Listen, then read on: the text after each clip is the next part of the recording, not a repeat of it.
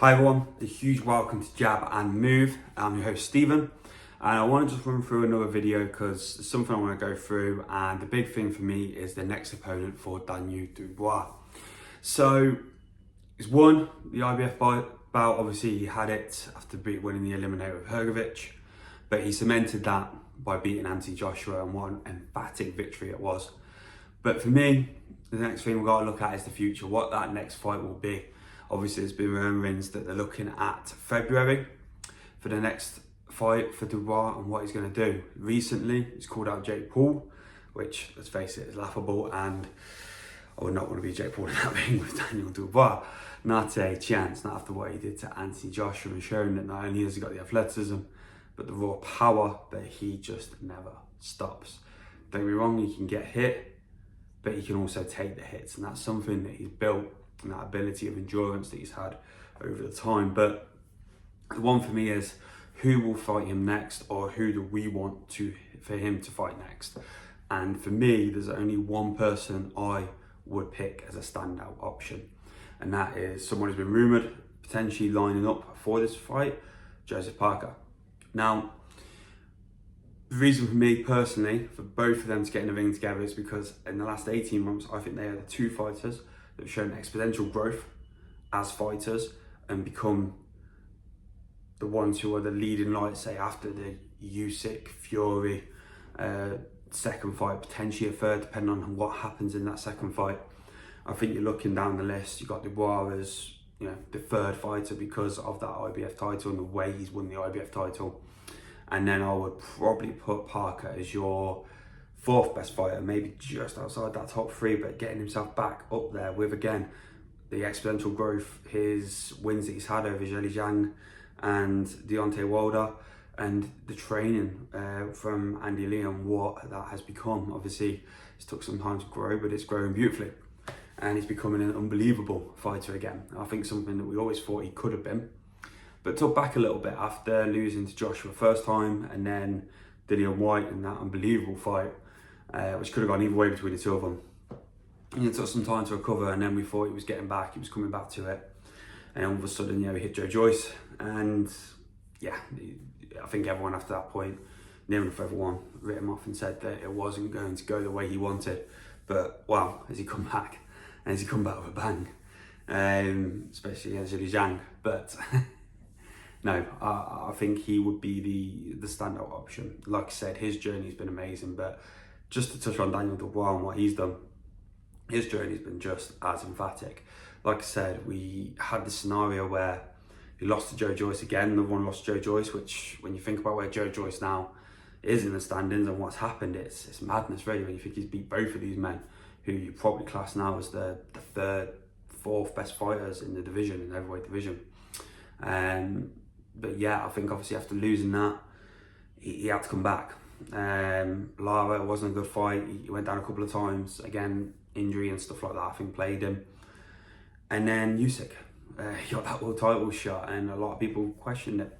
Questioned his heart, questioned if he could potentially get back in the ring and do it. Be that champion, get over that line. And I think he showed in the Usyk fight that he had the ability to be a champion.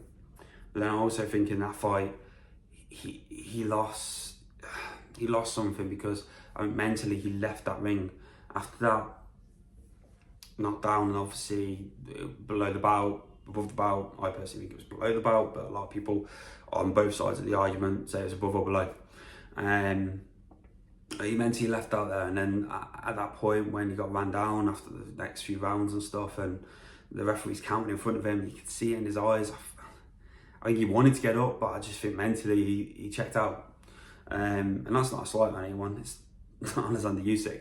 If anyone's going to check out against anyone, if you're going to check out against anyone, you're going to check out against Usyk. Let's be honest, he is a unbelievable fighter, and not only just pound for pound best. I would probably put him in, if he wins again and confirms this against Fury, he'd be one of the greatest that's graced the cruiserweight and heavyweight division. But yeah, sidetracking off that one, but it's back onto Daniel Dubois. Obviously after that, a lot of people questioned him again. Very much similar to, a little bit different scenario, but similar to what happened with Parker. And then yeah, he's reeled off the unbelievable wins. He went Jarrell Miller was an absolute fight, and again he was rocked a little bit, but he came back through that, and he showed that at that point in time that he could get through those fights. Hrgović, again, he took a battering at the start. Those first few rounds, that right from Hrgović was going through, it was coming in, it was coming out, and it looked like Dubois had no answers initially. It looked like he was struggling to find a way to win. But then he built up the intensity, and this is something he brought into the Joshua fight. He had that intensity, he had that build of energy that just didn't stop for the next few rounds. He was on top of Hrgović. Hrgović couldn't get away, he was battering it. And again, this is the guy who most people thought would be the next in line to the Joshua Usyk Fury sort of rank, obviously with Wilder doing what Wilder's done. And yeah, it was an unbelievable win, and I think at that point people stood up, but let's face it, it was that night against Joshua, under the lights, 90 plus thousand people in Wembley, millions watching.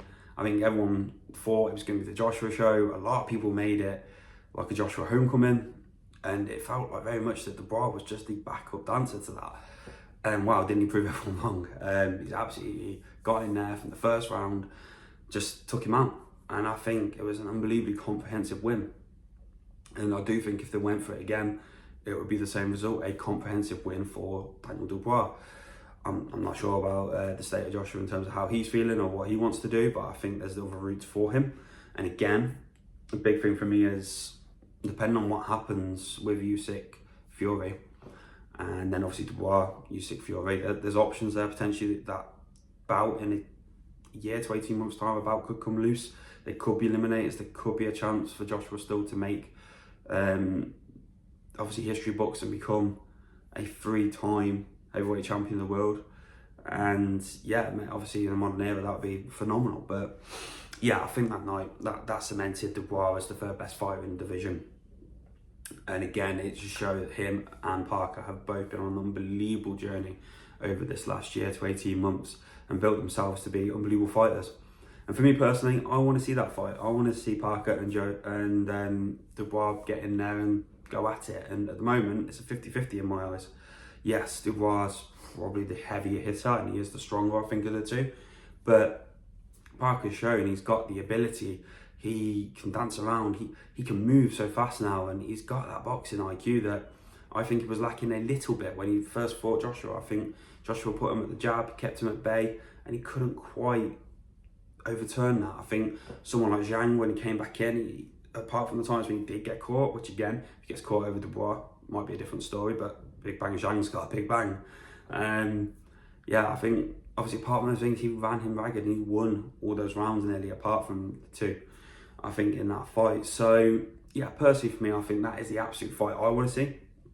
And I think it'll be an unbelievable fight for the British crowd. Wembley Stadium, Joseph Parker, Daniel Dubois, you get that on 80, 90,000 plus, because Dubois is now a big name and Parker has definitely built himself up again.